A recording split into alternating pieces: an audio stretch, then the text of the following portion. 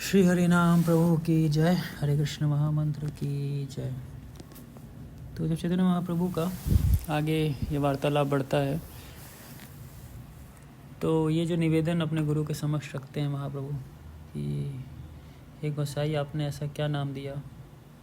कहते हैं कि व मंत्र दिला गोसाई की बतार बल, जपिते जपिते मंत्र करिला पागल।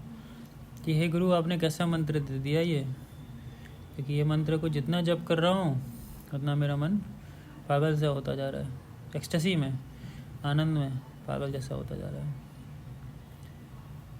तो गुरु ने उनको इस मंत्र के विषय में बताया, इस मंत्र की शक्ति क्या है। तो बताते हैं कृष्ण नाम महामंत्र एते स्वभाव, ये जपे तारे कृष्ण उपजय भाव। तो ये महामंत्र का स्वभाव है कि जितना इसका हम जप करेंगे ना उतना हमें भगवान के प्रति प्रेम में सेवा प्राप्त होगी, प्रेम में आनंद प्राप्त होगा कृष्ण के प्रति, जो कि हम सब कहीं ना कहीं चाहते हैं अपने जीवन में। एक प्रेम, एक आनंद, इससे जीवन भरा हो, एक सकारात्मकता के साथ, पॉजिटिविटी के साथ।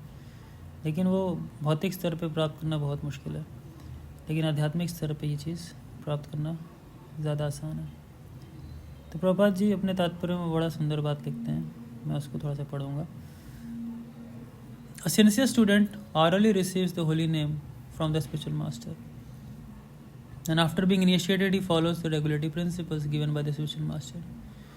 When the holy name is properly served in this way, automatically the spiritual nature of the holy name spreads. In other words, the devotee becomes qualified in offenselessly chanting the holy name. When one is completely fit to chant the holy name in this way, he is eligible to make disciples all over the world, and he actually becomes the Jagat Guru. Then the entire world under his influence begins to chant the Hare Krishna Mahamantra. Thus all the disciples of such a spiritual master increase in attachment for Krishna and expresses the different ecstatic symptoms.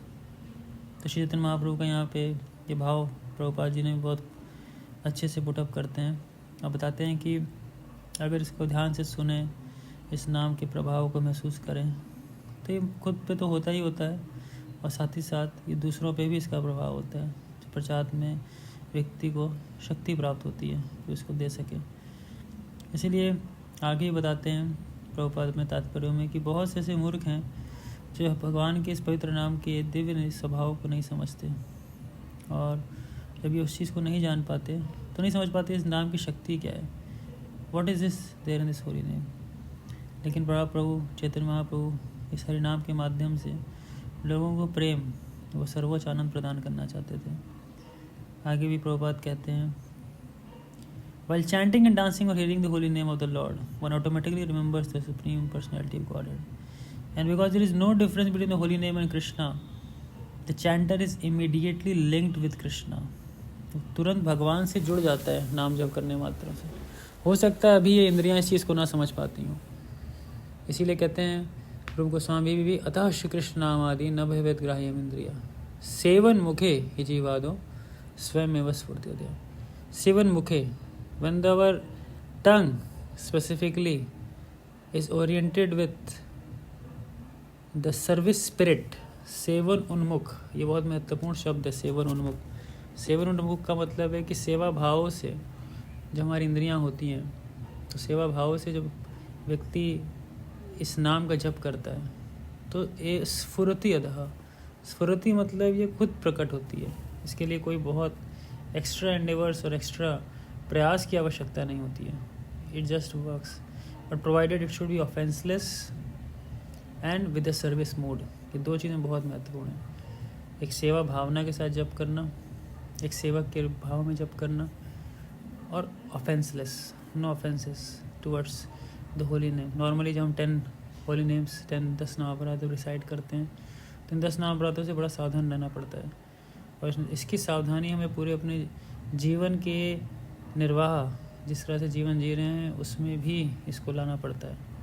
Not only the 2 hours in a day, but the 22 hours हम day में क्या कर रहे हैं ना, वो भी बहुत मैटर करता है हमारी कॉन्शियसनेस में। और आगे श्री चैतन्य महाप्रभु कहते हैं कृष्ण विषयक प्रेम परम पुरुषार्थ, यार आगे तृण तुल्य चारि पुरुषार्थ। ये 4 पुरुषार्थ जो हैं वेदों में, धर्म अर्थ काम मोक्ष, इसकी कोई तुलना नहीं की जा सकती इस परम पुरुषार्थ के आगे। कौन सा परम पुरुषार्थ? प्रेम पुमार्थ महान, ये सबसे बड़ा। अंत में इसी बात को कहते हैं पंचम पुरुषार्थ प्रेम आनंद अमृत सिंधु, मोक्ष आदि आनंद यार नाही एक बिंदु। मतलब मोक्ष का भी जो मुक्ति है ना, मोक्ष, वो भी बहुत नगण्य है इस प्रेम के आगे, इस भाव के आगे। इसलिए हम सब के पास बहुत ही सुनहरा अवसर होता है जब हम प्रातःकाल में सुबह उठ करके इस नाम का जप करते हैं, नाम का ध्यान करते हैं। तो हम सब का लक्ष्य एक्चुअली में भगवान का प्रेम प्राप्त करना है, ना तो भुक्ति ना तो मुक्ति। तो जब इस भुक्ति मुक्ति की स्पृहा से मुक्त होकर के हम भगवान का नाम लेते हैं तो ये नाम हमें प्रेम प्रदान करता है, जो हम सबको एक कंप्लीट सेटिस्फैक्शन देता है।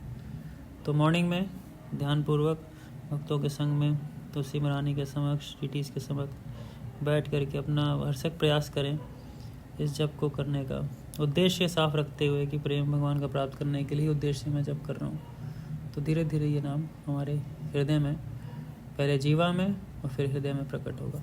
श्री हरि नाम प्रभु की जय। हरे कृष्ण महामंत्र की जय।